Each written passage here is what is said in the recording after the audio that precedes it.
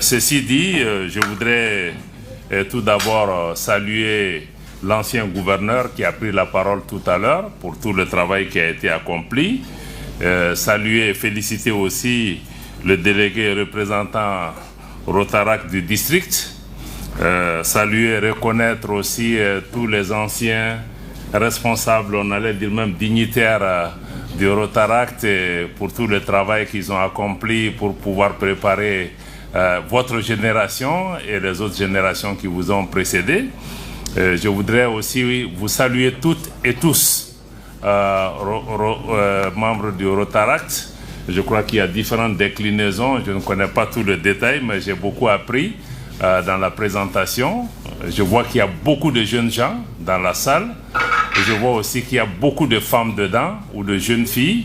Je pense que ça, c'est vraiment aussi une raison d'espérer pour notre pays. Je salue l'action de Rotaract, particulièrement dans le domaine du renforcement des capacités. Je pense que dans la présentation de ma biographie, ils ont peut-être omis de signaler que j'ai travaillé aussi à la Fondation pour le renforcement des capacités en Afrique, qui est basée à Harare, au sein de laquelle aussi notre compatriote Zoumana Sako a précédemment servi. C'est pourquoi pour moi, quand j'ai vu aussi que le renforcement ou le développement des capacités est une dimension essentielle de votre travail, parce que notre richesse principale n'est pas sous la terre, c'est nous-mêmes. Parce que ce qui est sous terre, on ne peut l'exploiter que si nous-mêmes nous sommes en capacité de pouvoir travailler, imaginer, trouver des solutions et pouvoir exploiter l'ensemble de ces ressources-là. Notre richesse principale, c'est nous-mêmes. Notre richesse principale, c'est la jeunesse. Vous avez dû voir même les conclusions du dernier recensement de la population. On se rend compte que plus de 60% de notre population est jeune et plus de 50% de cette jeunesse a moins de 25 ans. Parce que c'est dire les défis qui sont énormes pour chacun de nous, particulièrement pour nous responsables. Si nous comprenons que cette jeunesse est une force et que nous investissons dans cette jeunesse, c'est un potentiel pour notre pays, pour l'Afrique. Si nous ne faisons pas ce qui est nécessaire pour préparer cette jeunesse, dans ce cas, je pense que nous devons nous préparer à des difficultés.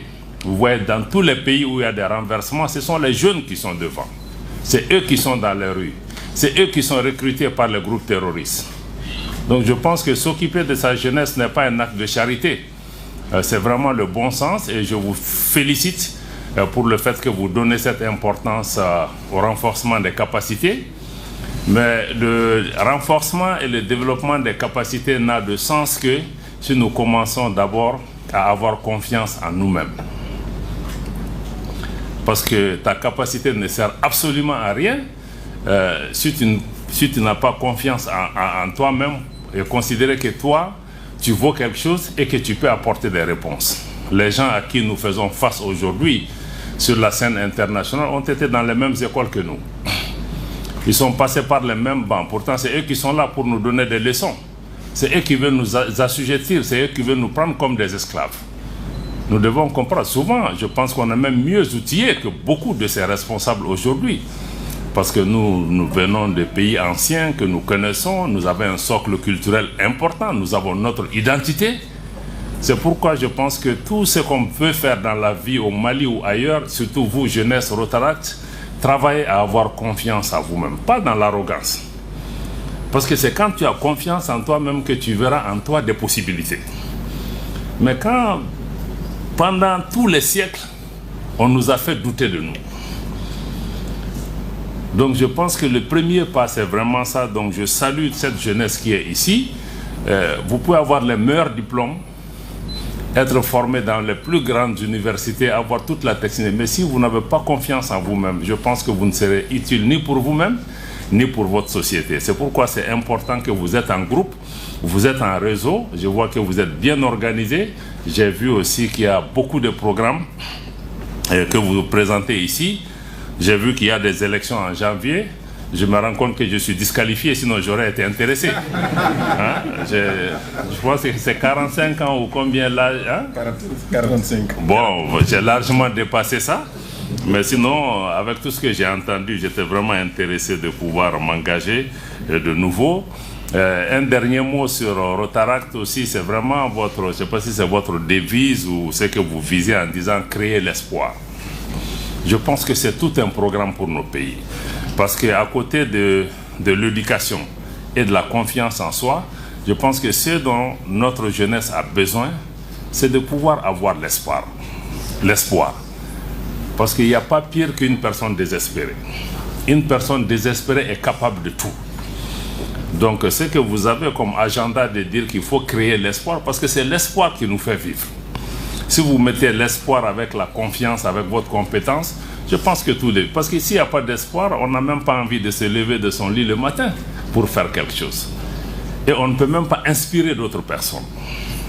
Je pense que quand j'ai accepté aussi cet exercice ce matin, c'était en partie aussi, je pense que nous avons, nous, cette responsabilité d'avoir reçu de ce pays et cette responsabilité aussi de donner et de partager notre modeste expérience avec la jeune génération, mais aussi de pouvoir vous inspirer, à mon avis. Je pense que c'est peut-être la chose la plus importante que nous pouvons faire, basée sur notre expérience. Donc je voudrais vous remercier pour cette invitation. C'est pourquoi quand nos jeunes collègues sont venus me voir, je n'ai pas hésité une seule seconde à accepter le défi, comme il l'a indiqué tout à l'heure, de pouvoir venir avec vous.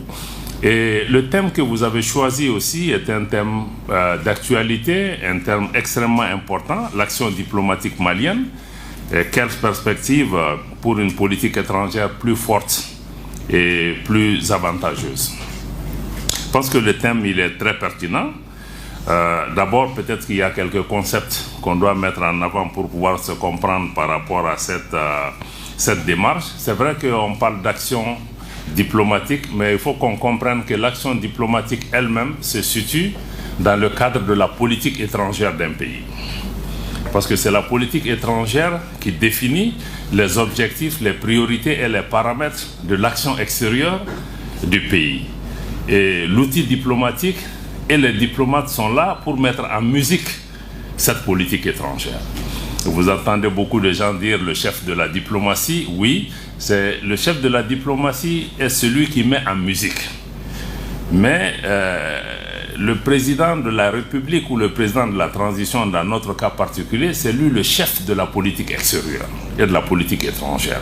Parce que c'est lui qui définit la vision, les priorités et les objectifs. L'action extérieure se situe dans la matérialisation et la concrétisation de cette vision et de cet agenda en particulier qui nous semble être important. Donc nous, le ministère, les ambassades, les consulats, c'est ça l'outil diplomatique. Donc nous sommes là au service de cette politique étrangère du pays qui a existé depuis l'indépendance à aujourd'hui, qui a été fondée sur des principes clés aussi que vous savez, le respect de la souveraineté des pays, la non-ingérence dans les affaires intérieures des pays, l'autonomie politique de nos pays pour pouvoir se prendre en charge, le non-alignement. Il y a un certain nombre de principes qui ont été constants depuis l'existence de notre pays, y compris son engagement dans toutes les constitutions du Mali pour pouvoir, la disposition du pays en tout cas, à être prêt à céder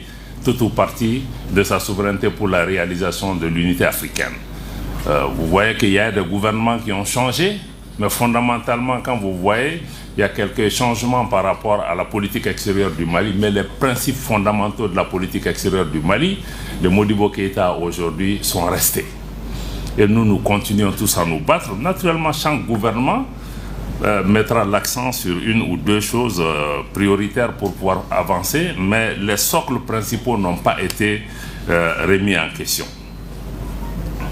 Donc avec cette clarification, je pense que nous comprenons à peu près le choix de votre thème qui cadre parfaitement aussi avec la vision des autorités actuelles d'avoir une politique étrangère qui soit plus forte, mais qui soit aussi à la fois plus combative, parce que nous sommes dans un contexte géopolitique particulièrement tendu, avec des antagonismes, des politiques de domination ici et là, qui exigent aujourd'hui que nous nous battions pour pouvoir avoir cet espace, nous nous battions pour être respectés.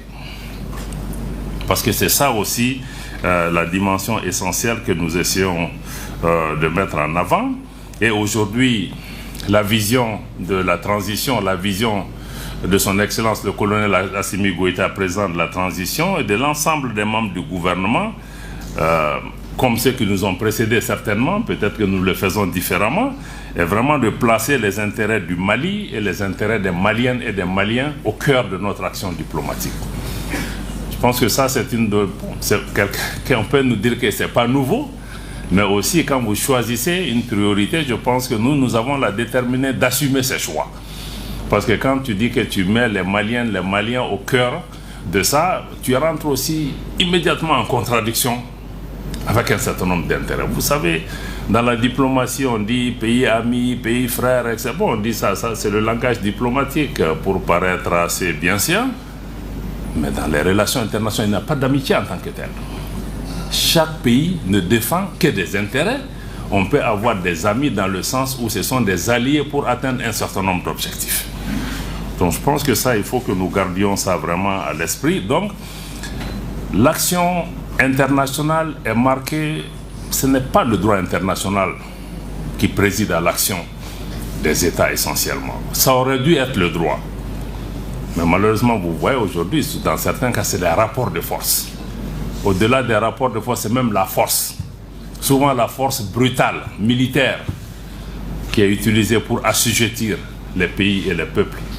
Et souvent, c'est ceux qui prétendent être des nations démocratiques, des nations qui ont inventé les droits de l'homme, c'est eux qui utilisent souvent ces moyens d'assujettissement. Donc, la scène internationale ou les rapports entre États, souvent, ça ressemble à de la jungle pour laquelle on met peut-être tout le maquillage nécessaire pour que ça paraisse moins violent. Mais c'est très violent. Très violent. Ça, il faut que nous soyons conscients de cela. Et nous, aujourd'hui, l'action diplomatique du Mali, c'est aussi comment faire en sorte que nous puissions davantage... en fait, le rôle essentiel aussi, parce que la diplomatie, si vous voyez aussi la liste du gouvernement, on parle de domaine de souveraineté. Et la diplomatie et les relations internationales font partie de ça, parce que par essence, l'action diplomatique permet d'affirmer la souveraineté d'un pays. C'est pourquoi quand on est indépendant, on dit que le pays a accédé à la souveraineté internationale. Ça veut dire que vis-à-vis des autres pays, vous leur disiez que ici, c'est chez moi, c'est moi le maître, c'est nous qui décidons de ce qui nous concerne. Et vous devez nous respecter par rapport à ça. Je pense que c'est ça. Et il y a beaucoup de... Ça paraît évident, mais il y a beaucoup de pays qui n'acceptent pas que nous décidions pour nous-mêmes. Ils mettent la forme pour qu'on fasse semblant que c'est nous qui décidons. Or, c'est eux qui viennent mettre dans notre bouche ce que nous devons dire, qui vont dans le sens de leur intérêt. Donc, la diplomatie par essence est le mode d'affirmation de la souveraineté d'un pays. Encore une fois, je vous dis, c'est des rapports de force. Chaque fois que tu veux affirmer ta souveraineté, tu as d'autres forces contraires. Supposez sur le plan économique, tu as des ressources naturelles dans ton sous-sol qui intéressent ces puissances. Si toi, tu veux exercer ta souveraineté sur ces ressources, or, ils ont bâti toute leur politique, toute leur économie, toute leur politique de puissance sur les ressources qui sont à tes pieds. Ils ne vont pas te laisser exercer ta souveraineté là-dessus. Parce qu'ils pensent même que c'est pour eux, mais que toi, tu es peut-être le gardien. Donc, c'est vous dire un peu que les relations internationales, il y a cette question d'antagonisme, de violence, de politique de domination, de contrainte, de force qui va s'exercer. Et malgré le développement du droit international, malheureusement, c'est souvent les plus faibles qui revendiquent l'application du droit. Mais je crois que les grands ont besoin du droit comme prétexte pour légitimer leur puissance. Ils ne sont pas vraiment des états de droit en tant que tels. Donc ça, je voulais peut-être dire ça un peu. C'est pourquoi... sur le chapitre de la souveraineté encore, c'est pourquoi quand vous regardez aujourd'hui, nous, Mali, après plus de 10 ans qu'on a passé avec pratiquement, le pays a été presque un laboratoire, tout a été essayé au Mali. Nous avions toutes les organisations internationales, nous avons tous les partenaires, nous avons tous les pays, nous avons presque toutes les armées du monde qui étaient représentées au Mali. Pendant 10 ans, ça n'a pas donné les résultats escomptés. Et pendant ces 10 ans, presque, on peut dire que notre souveraineté a été bafouée. Parce que d'autres sont venus, ont essayé d'imposer des politiques de domination, d'assujettissement pour pouvoir imposer leur agenda. Si ça avait marché, peut-être qu'on ne serait pas là en train d'en parler. Si nous sommes là en train d'en parler, c'est que le Mali a estimé qu'après 10 ans, il fallait changer de fusil d'épaule et qu'il faut réaffirmer notre souveraineté pour pouvoir avancer. C'est même peut-être même un échec que plus de 60 ans après les indépendants, nous soyons encore là à parler de souveraineté. On n'aurait pas dû être là. Mais si nous en parlons, surtout nous, pays francophones, parce que vous voyez que le débat n'est pas là pour la plupart des pays anglophones. C'est les pays francophones qui sont sous une chape de plomb, qu'on n'a pas laissé grandir, qui sont restés d'éternels adolescents, qui cherchent à se relever, on les tape sur la tête pour pouvoir les maintenir sous domination. C'est ce que vous voyez au quotidien. Je pense que c'est pourquoi nous avons estimé que tout ce que nous voulons faire, bâtir notre armée, reprendre en main notre économie, donner des opportunités à nos jeunes gens, tout ce que nous ne sera possible que si nous nous réapproprions notre pays. C'est pourquoi, après toutes ces tensions, ces périodes de difficultés qu'on a connues et ces 10 ans qu'on a traversés entre les mains d'autres, nous estimons qu'aujourd'hui, le pays doit avancer sur la base des 3 principes qui ont été édictés par le président de la transition. Le 1, comme vous le devinez, est bâti sur le respect de la souveraineté du Mali. Parce qu'on dit que toutes nos réponses, si vous voyez que notre armée aujourd'hui arrive à être là, arrive à faire ce travail, parce que nous avons enlevé ce pan de la souveraineté de la main d'autres pour dire que c'est nous qui devons assumer ça. Et donc le respect de la souveraineté, on a indiqué aussi le respect des choix stratégiques et des choix de partenaires du Mali. Ça aussi, ça paraît tellement évident pour tout le monde. Mais vous voyez que tous les problèmes qu'on a aujourd'hui, c'est que certains pensent que c'est eux qui doivent choisir les amis pour le Mali. C'est eux qui doivent dire ce qui est important pour le Mali. C'est eux qui doivent dire à quelle réunion le Mali doit participer. Est-ce qu'on doit aller à gauche? Est-ce qu'on doit aller à droite? Non. Mais chacun de ces pays choisit ses amis, entre guillemets, en fonction de ses intérêts. Et ces amis ne sont jamais des amis éternels aussi. Ça, il faut être réaliste. On est amis, on est alliés pour un certain nombre d'objectifs, des choses que nous voulons faire. Si nous les atteignons, les choses... Il y a certains amis qui sont plus sincères aussi que d'autres. Il y a des amis qui nous respectent, qui comprennent qu'il faut nous donner cet espace pour pouvoir avancer. Il y a d'autres qui pensent qu'on est toujours dans la colonisation, qu'on est même des enfants. Parce que quand ils viennent, ils nous disent, j'entends beaucoup, je reçois énormément de diplomates, de partenaires étrangers dans mon bureau qui viennent nous dire, bon, attention, faites attention à la Chine, faites attention à la Russie, ils font ceci, ils font cela. Mais je dis, mais vous nous prenez pour des enfants? Mais vous pensez que quand je travaille avec...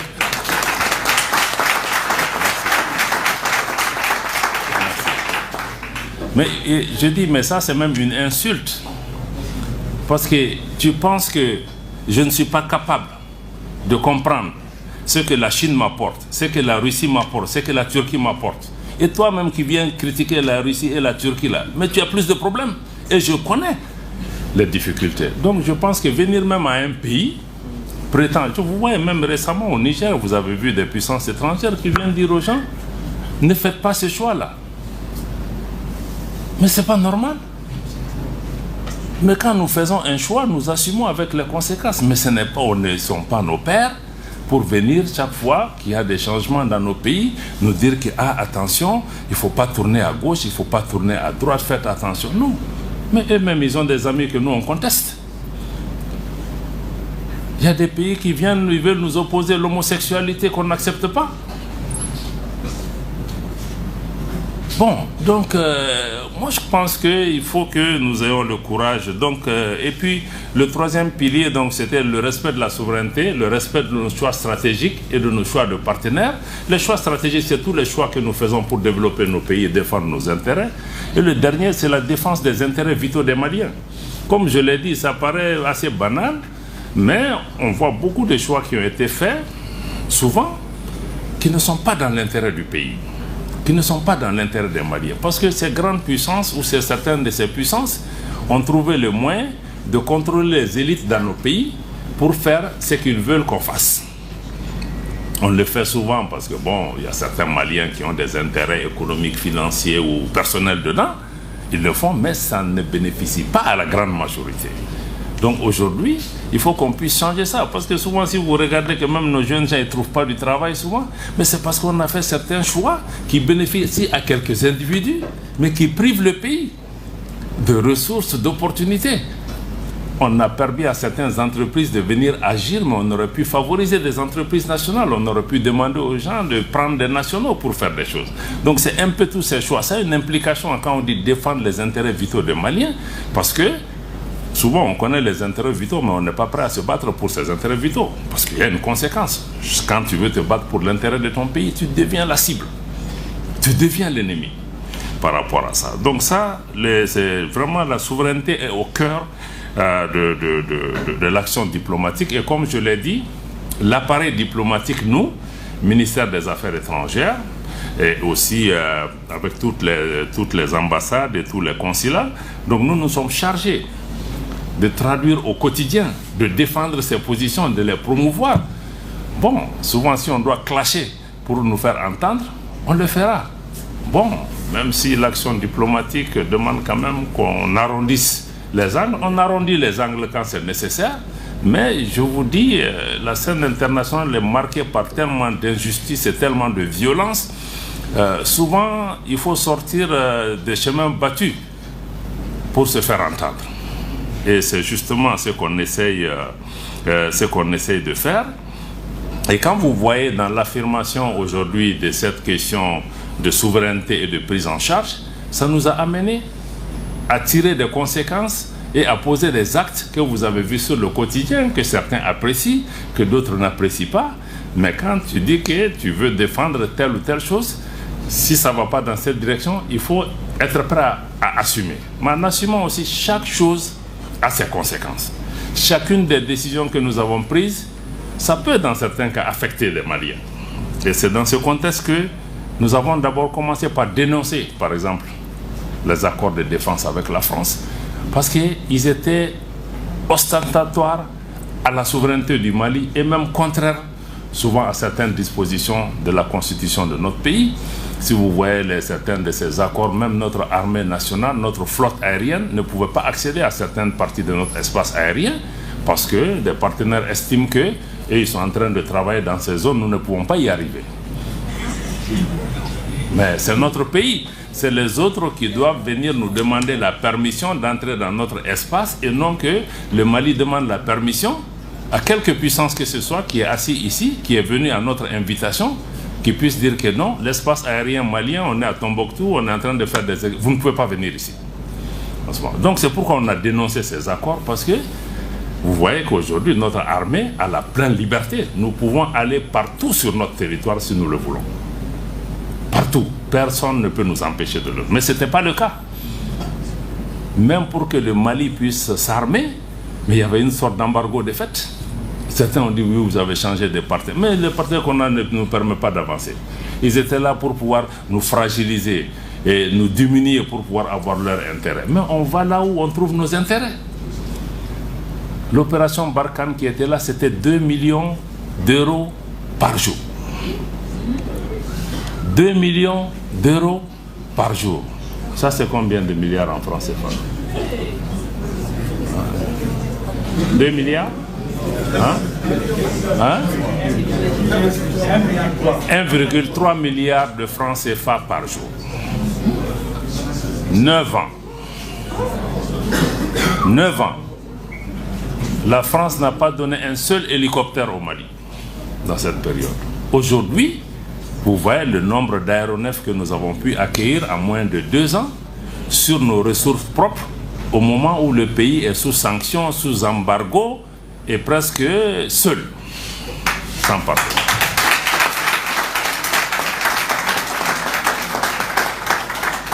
Mais il fallait sortir de ces accords, sinon on n'allait jamais pouvoir arriver là.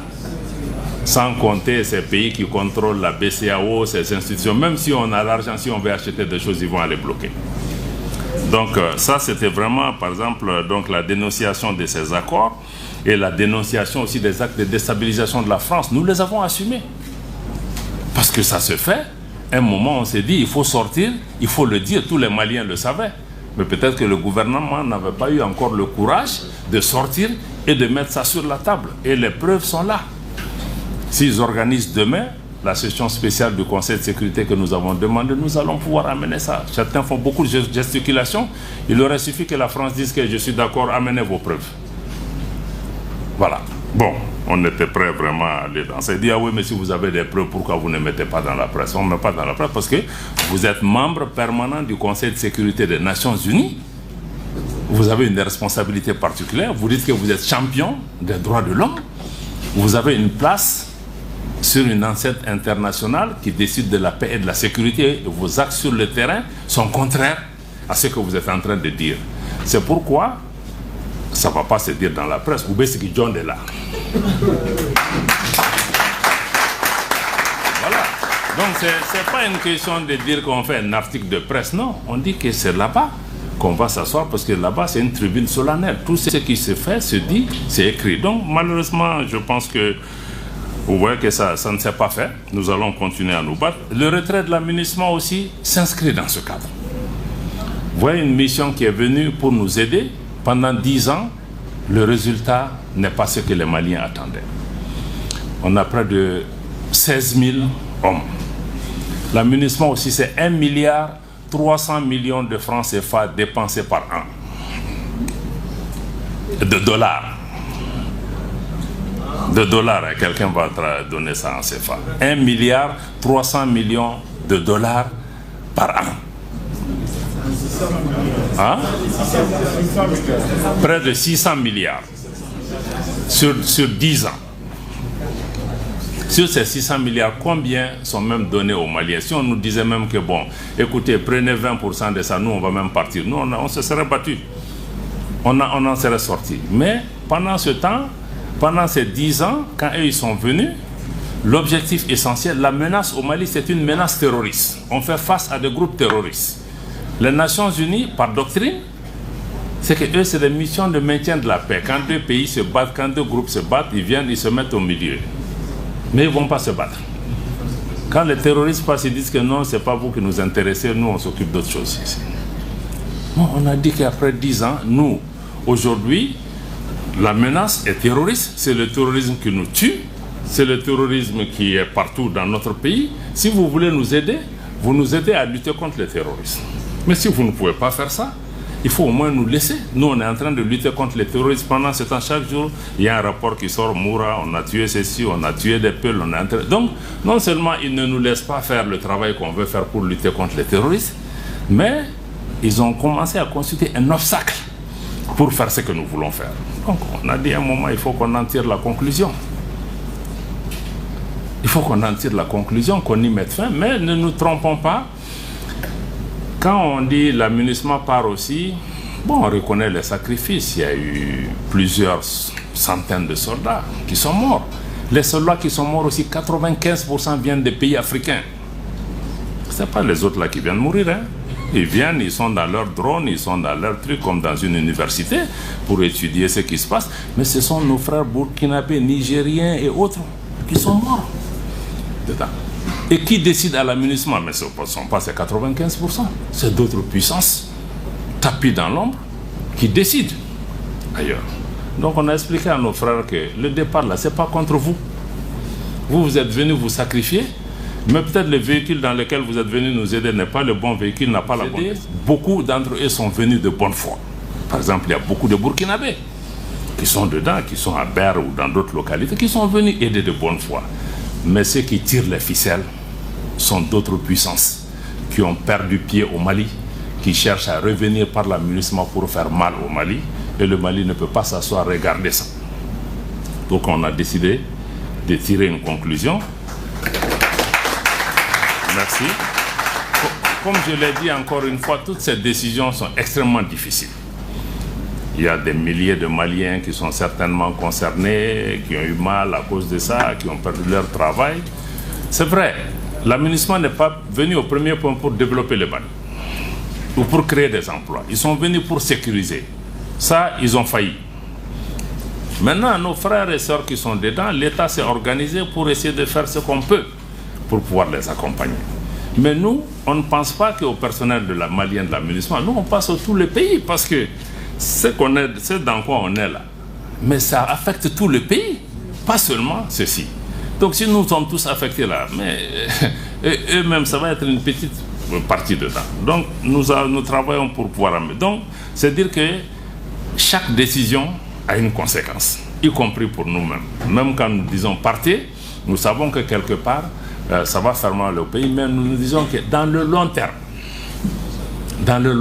ça va bénéficier au pays parce que nous aurons la capacité de pouvoir nous battre. Parce que tant qu'ils sont là, c'est comme si tu as quelqu'un qui est devant ta porte, qui assure ta sécurité, etc. Pour toi-même, tu n'auras jamais envie de faire parce que tu sais que lui, il est là, il va le faire. Mais si tu sais qu'il n'y a personne, toi-même, tu vas sortir chaque nuit, tu fais le tour, tu regardes.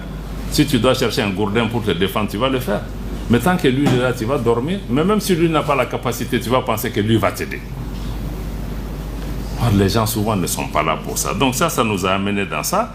L'autre action importante aussi dans l'affirmation de la souveraineté, qui est aussi un principe de la pratique diplomatique internationale, c'est la notion de réciprocité, qui va aussi avec la notion de respect. Parce que dans les relations internationales, il est admis que quand un État pose un acte contre toi, tu as le droit de mettre la réciprocité.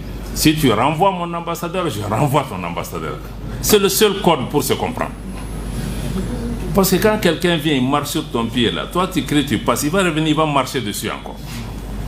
Donc c'est pourquoi nous, on a décidé qu'on met là. Bon, certains disent oui, mais même pour le problème de visa avec la France. Vous imaginez que vous êtes dans un pays. Vous découvrez sur les réseaux que le consulat de France met que oui, nous on a fermé pour des considérations de tension dans la région. On ne donne plus de visa au Mali. D'ailleurs, tous nos consulats sont fermés. Mais vous êtes là, vous avez une ambassade, vous écrivez une note officielle. C'est hier que j'ai vu la note de l'ambassade de France. Vous écrivez, vous dites que dans 3-4 jours, nous allons fermer. Pour telle ou telle raison, qu'on l'accepte ou pas. Mais par respect, on ne peut pas découvrir ça sur les réseaux sociaux. Même si nous, on a plus de gens qui partent ce jeu, ce n'est pas le plus important. De toutes les façons, eux, ils ont posé un acte. Mais s'ils disent qu'ils ne donnent pas les visas, ils ont fermé. Nous aussi, on dit que notre consulat aussi est fermé pour vos gens. C'est une question de respect.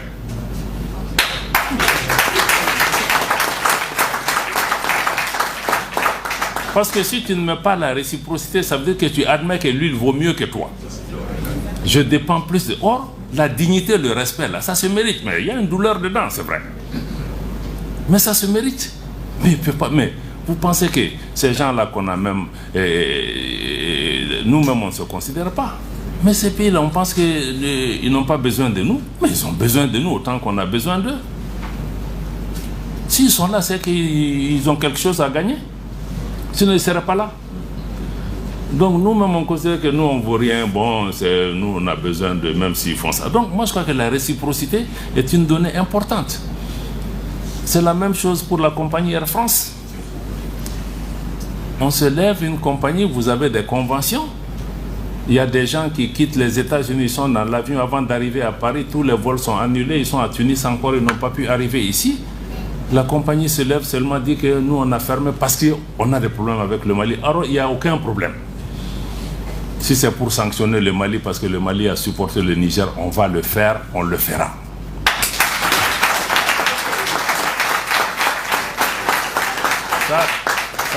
Ça va pas nous dissuader par rapport à ça. Donc, on a aussi mis la réciprocité. On a appelé Air France. C'est-à-dire que maintenant que vous dites que vous allez reprendre le 11, là, vous ne reprenez pas le 11.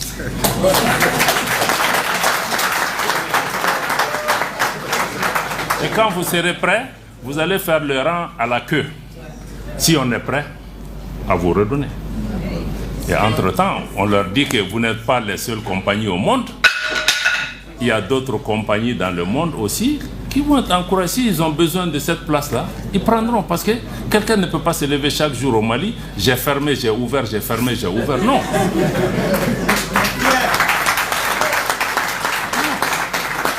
Donc ça, il faut aussi qu'on nous respecte. On respecte même la clientèle parce que ce n'est pas du bétail. Il y a des gens qui sont bloqués à Paris depuis combien de jours? Ils sont là, ils ne peuvent pas faire ça aux États-Unis, ils ne peuvent pas faire ça dans d'autres régions.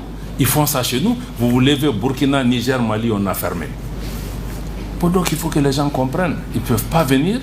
Ici, c'est une compagnie commerciale. Elle gagne de l'argent. Air France gagne 500 millions de francs CFA par jour sur la destination Mali. C'est nous qui gagnons? Bon, donc moi je crois que la réciprocité, elle est importante. Et nous avons dit à la France, nous avons dit à tous nos partenaires, il faut qu'ils comprennent. Je crois que le Premier ministre par intérim a dit sur la tribune de l'Assemblée générale des Nations Unies, le Mali va désormais appliquer la réciprocité. Tu tires une balle, on va répondre. Voilà. Donc ça, il faut que ça soit extrêmement clair. Et tous ces pays, si vous regardez la France ou d'autres, le Mali, on n'a jamais tiré les premiers. Ceux qui viennent toujours nous provoquer. Ils posent des actes, ils pensent qu'on va s'asseoir, on va les regarder. Sinon, nous, on n'a pas de problème avec quelqu'un. Vous nous avez vu nous lever, aller nous attaquer à quelqu'un un bon matin. Non. C'est eux qui posent en pensant que toi, tu ne vaux rien. S'ils font ça, ils vont te faire mal. Mais en faisant mal, là, ils ont presque tout perdu progressivement. Parce que nous, on est prêts à assumer notre dignité. On est prêt à assumer le respect que vous nous devez. Et si eux ils ne comprennent pas, d'autres partenaires comprennent aujourd'hui. Parce que beaucoup de partenaires viennent à nous maintenant pour nous dire que oui, vos trois principes là, nous on est d'accord. On comprend. Parce que c'est ça, parce qu'ils comprennent que non seulement on a les trois principes, mais on les applique. Il y a des conséquences, on va payer, mais ça va nous faire avancer. Donc, l'autre des dimensions importantes aussi de la diplomatie malienne, c'est que nous avons œuvré aussi à diversifier nos partenaires. Ce qui n'est même pas un concept nouveau. Moi, depuis jeune diplomate, je suis venu à la direction de la coopération internationale dans les années 90. Mais on parlait déjà de diversifier nos partenaires. Mais aujourd'hui, quand on parle de ça, les gens se fâchent, ils se disent que mais pourquoi vous voulez diversifier, tout se passe bien avec nous, pourquoi vous voulez aller ailleurs? Mais si on va ailleurs, c'est qu'on n'a rien avec vous. Diversifier, ça veut dire on n'est pas marié à un partenaire. On peut avoir un partenaire stratégique, ceci, cela, mais on n'est pas marié à un partenaire. On veut travailler avec la Chine, on veut travailler avec la Russie, on veut travailler avec la Turquie, on veut travailler avec les États-Unis ou avec d'autres. S'ils respectent nos principes, on peut travailler ensemble. Mais ce que nous appelons diversification, c'est que personne ne vient dire au Mali que tu ne peux pas travailler avec tel. Ça, ce n'est pas ton choix. Maintenant, si nous on choisit quelqu'un, si tu n'es pas content, tu en tires la conclusion aussi. C'est vraiment ton droit. On le respectera. Donc je crois que la diversification des partenaires, c'est surtout pour pouvoir répondre aux besoins des Maliens. Que ce soit sur le plan économique, parce qu'aujourd'hui, il y a des partenaires économiquement, quand ils viennent, ils vont chercher à avoir de l'argent, mais toi aussi, tu as quelque chose. Mais toi, tu ne peux pas gagner 100, tu es chez moi, moi, je n'ai rien. Donc je crois que la diversification répond un peu aussi à ce rééquilibrage dans les relations internationales. C'est pourquoi aujourd'hui, sur le plan géostratégique, ce n'est pas que vous entendez parler de la Russie et d'autres, mais le Mali de façon générale, c'est pourquoi nous nous battons, c'est que nous cherchons à ce que nous allions vers un monde multipolaire. Parce qu'aujourd'hui, tu as un groupe de pays qui domine le monde, qui se fait appeler Occident, et qui est appelé qu'il y a une mondialisation. Mais il ne faut pas vous tromper. Ce qu'on appelle mondialisation, c'est l'occidentalisation du monde qui est appelée mondialisation. Si on est mondial, nous on n'est pas. C'est un groupe qui domine. Mais on dit que ça amène des conflits, des tensions. Parce qu'un groupe ne peut pas imposer sa volonté au monde entier, surtout que ce groupe aujourd'hui, sur le plan même démographique et même économique, commence à être minoritaire dans le monde entier. Il y a d'autres forces politiques et démographiques qui ont émergé, comme la Chine, la Russie, le Japon et d'autres, l'Inde, qui ont émergé. Donc ce que nous souhaitons, c'est aller vers un monde multipolaire qui permet à chacune de ces puissances démographiques ou économiques à travers le monde d'apporter sa place, y compris l'Afrique aujourd'hui, qui n'a aucune place au Conseil de sécurité des Nations Unies. 50% du dossier au Conseil de sécurité est traité, c'est le dossier africain. Mais l'Afrique n'est pas là. Donc on dit qu'il faut permettre à tous ces groupes d'avoir une voix et non d'avoir une minorité de pays qui pensent que c'est eux qui dirigent le monde. C'est pourquoi vous avez entendu le discours du président de la transition en Russie. Il a été absolument clair que le Mali veut s'arrimer aux bateaux, aux navires des BRICS. Parce que c'est d'autres forces économiques et politiques qui émergent, qui répondent aussi à ce que le Mali veut en termes de respect de la souveraineté, de partenariat gagnant-gagnant, et qui ne sont pas dans des politiques néocolonialistes ou de domination. Donc c'est ça, sur le plan diplomatique, le repositionnement que nous cherchons, de nous trouver dans un cadre où on peut s'exprimer par rapport à toutes ces préoccupations pour pouvoir vraiment mutualiser nos efforts. Donc aujourd'hui, ça c'est sur le plan international. Donc nous nous battons pour cette multipolarité. Mais ici aussi dans notre région, nous nous battons de plus en plus. Vous avez vu un moment, le Mali était seul. Tout le monde était contre le Mali. Mais aujourd'hui, la configuration géopolitique sous-régionale est en train d'évoluer. Et aujourd'hui, nous travaillons avec le Burkina, avec la Guinée, aujourd'hui avec le Niger, pour pouvoir mutualiser nos efforts, parce que nous faisons face aux mêmes défis. Ce que certains n'ont pas compris depuis longtemps, mais le Mali et le Niger, mais c'est les mêmes peuples. Même quand les dirigeants ne se voyaient pas, mais les peuples étaient ensemble. Et maintenant, on s'est retrouvés. Parce que le problème au Niger, le problème au Mali, le problème, on ne peut pas les régler seuls. Mais on ne peut pas régler avec ceux qui étaient là pour créer le désordre et pour créer leur domination, pour nous opposer. Et je pense qu'aujourd'hui, nos peuples ont compris que celui qui crée le problème, c'est ça. Et nous les voyons tous.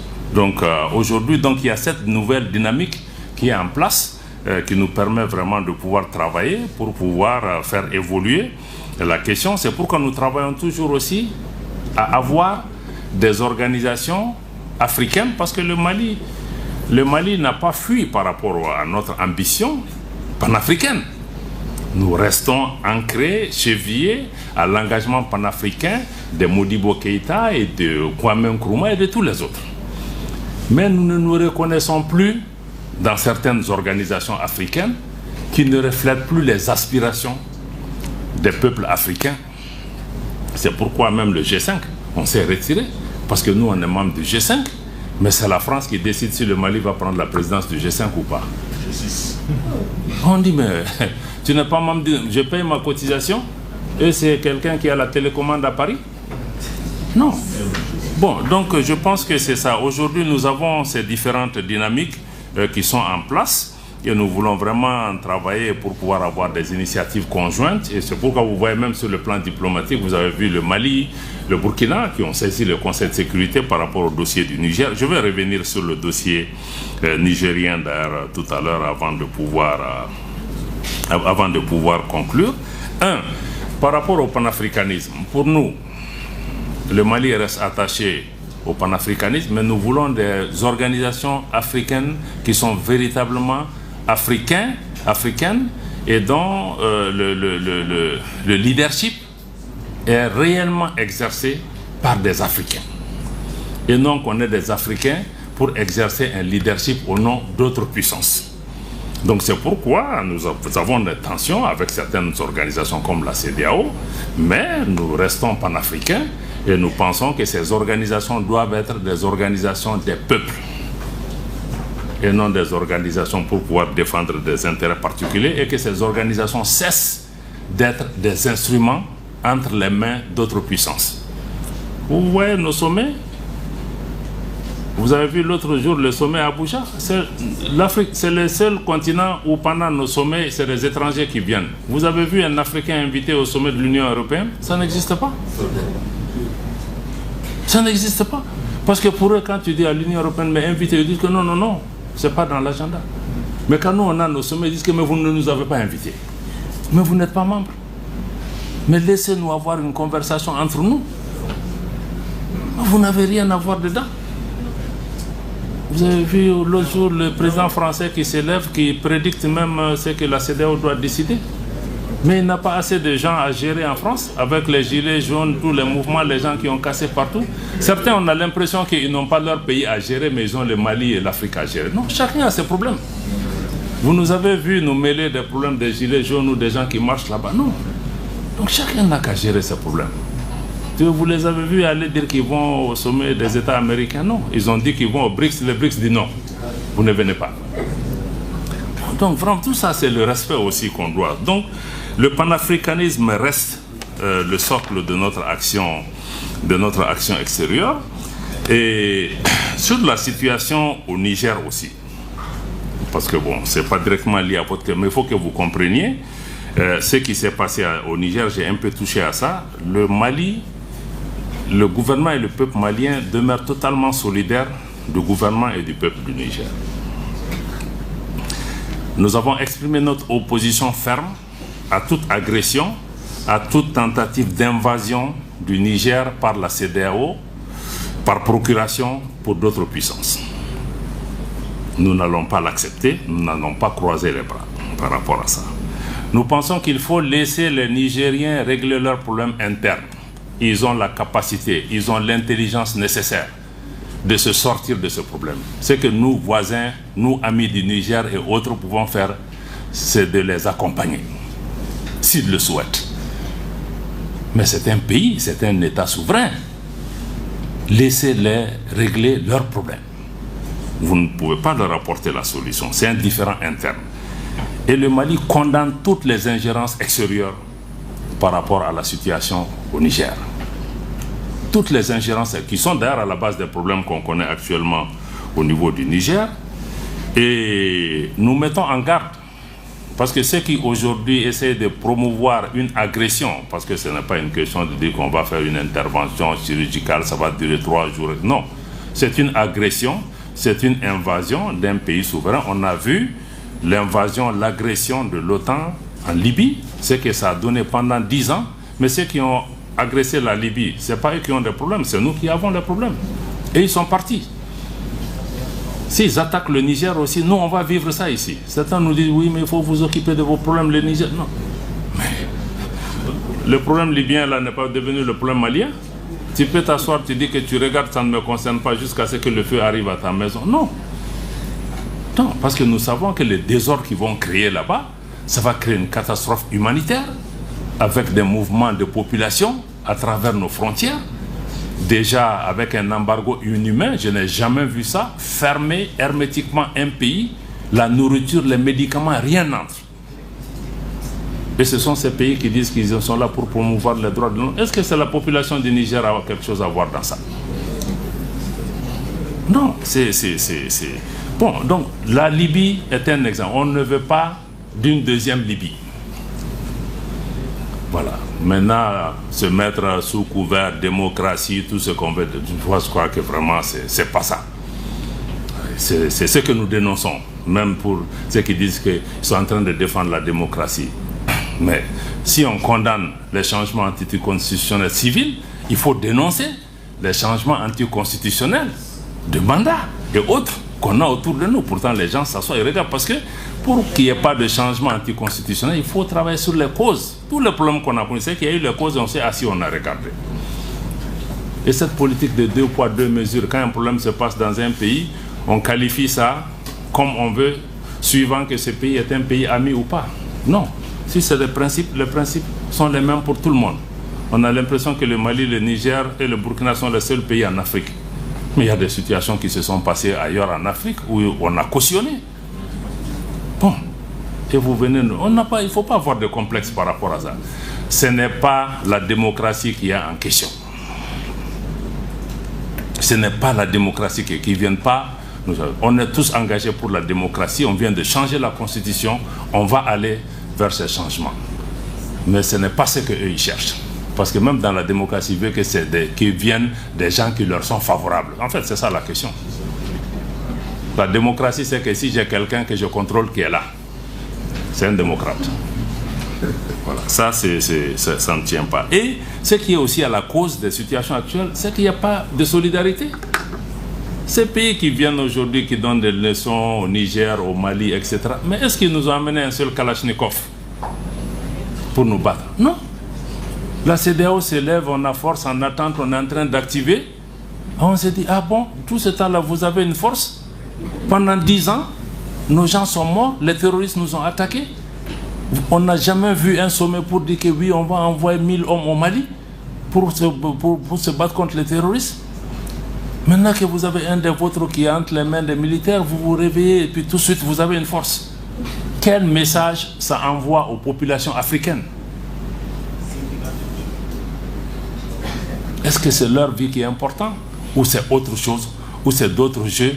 Ou c'est d'autres qui ont besoin de la CEDEAO pour faire le sale boulot pour eux? Donc c'est pourquoi le Mali, nous on a été absolument clair, on n'est pas d'accord.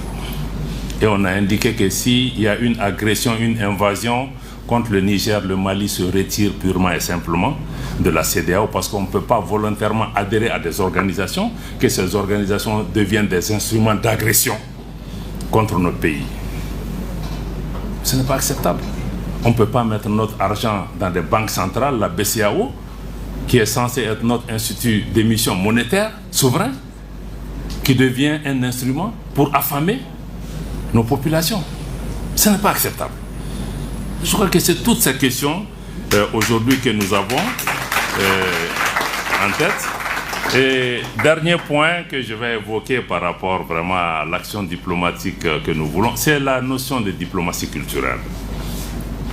Nous tenons beaucoup à ce concept parce que je l'ai indiqué au début, parce que la culture, c'est d'abord l'affirmation de notre identité. Qui nous sommes, d'où nous venons, où nous partons, qu'est-ce qui nous différencie des autres dans ce monde. Quand moi je parle avec des Chinois, mais quand je viens du Mali, ça doit se sentir parce que je transporte avec moi tout un bagage historique et culturel qui forge mon identité.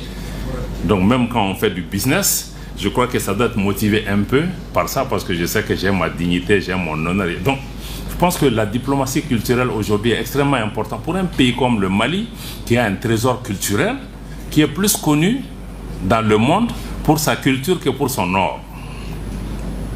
Donc la culture nous permet aussi de nous repositionner sur la scène internationale en tant qu'acteur important, acteur qui vient avec quelque chose, qui est notre passé, nos biens culturels, nos valeurs culturelles.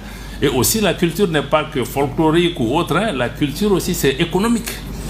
La culture nourrit son homme, ça crée des opportunités. Ne serait-ce que parce qu'aujourd'hui si nous décidons tous de mettre le coton malien, mais on n'a pas à aller chercher des marchés pour les agriculteurs de coton à l'extérieur. Ça crée des économies, ça va utiliser des gens. Donc la culture aussi, c'est tout un moteur de pouvoir nourrir les gens. Et nous pensons qu'aujourd'hui, il faut mettre l'accent sur cette diplomatie culturelle qui permet de valoriser et de positionner notre pays par rapport à l'international. En guise de conclusion, je veux dire qu'il est important en tout cas de retenir que, comme vous l'avez noté dans ma présentation, que le visage de l'action diplomatique malienne a fondamentalement changé pendant cette période de transition, même si les socles et les principes sur lesquels sont bâtis notre diplomatie sont restés les mêmes. Naturellement, nous avons une diplomatie qui a évolué vers une diplomatie d'anticipation, parce qu'il y a beaucoup de choses qui nous sont arrivées aussi, mais ce n'est pas parce qu'on a attendu que ça arrive. On a préparé, hein, on a réfléchi sur ces questions et c'est ce qui nous a aidé à apporter des réponses. On a essayé de développer plus de proactivité, aussi une veille constante. Nous nous sommes battus et nous nous battons pour la défense et la promotion de nos intérêts, cette fois-ci sans complexe. Et nous essayons de renforcer la réactivité du Mali lorsque les circonstances l'exigent, mais surtout une diplomatie qui vise à porter les aspirations des populations maliennes. Et naturellement, nous voulons une diplomatie de combat, une diplomatie de crise. Notre diplomatie a évolué aussi pour réaffirmer que le Mali est en mesure d'assumer clairement les conséquences parfois de nos décisions. Mais aussi, je pense que si nous devons répondre à votre question sur ce qu'il faut faire comme stratégie pour avoir une diplomatie plus avantageuse et plus forte, c'est de pouvoir renforcer tout ce qui est en cours et de mettre tout ça en perspective, mais aussi pouvoir travailler dans le long terme en anticipant sur les conséquences, mais aussi en développant l'économie de notre pays pour donner l'espoir à nos jeunes gens, comme vous le dites assez bien dans vos éléments. Donc, voilà. L'autre élément nouveau aussi qu'on a, c'est qu'aujourd'hui, j'ai parlé un peu aussi du panafricanisme. Aujourd'hui, le Mali aussi, notre action diplomatique compte beaucoup aussi sur nos relais panafricains. Vous voyez que beaucoup disent que le Mali est isolé, ceci, ça, mais quand vous regardez aujourd'hui, les relais, les soutiens dont le Mali dispose, donc ce que nous faisons, nous, Burkina ou autres, dans les autres pays, comment nous avons su influencer les messages, donner confiance aux populations. Beaucoup aujourd'hui parlent parce que nous avons été devant. C'est vrai, on a pris beaucoup de coups, mais je pense que beaucoup d'autres jeunes gens, beaucoup d'autres dans les autres pays, tout le monde sait aujourd'hui ce qui se passe au Mali. Quand le Mali est à l'extérieur, on veut parler, les gens veulent écouter. Quel message le Mali va apporter. Donc tous ces réseaux panafricains que je tiens à saluer, parce qu'il y a beaucoup de jeunes gens, vous les voyez sur les réseaux, on ne les connaît même pas. C'est eux qui sont là, c'est eux qui défendent, c'est eux qui relaient. Donc il faut que, à travers aussi vos mouvements, dans tous ces pays où vous êtes présents, il faut travailler un réseau. Parce que les adversaires auxquels nous faisons face, c'est des puissances d'argent, des puissances d'armes. On ne pourra jamais les battre sur leur propre terrain. Mais on peut les battre à travers notre mobilisation populaire, notre union, notre unité, notre confiance en soi, notre détermination. Je pense que c'est ça les armes imparables qu'ils ne peuvent pas nous arracher. Et ces armes leur font peur.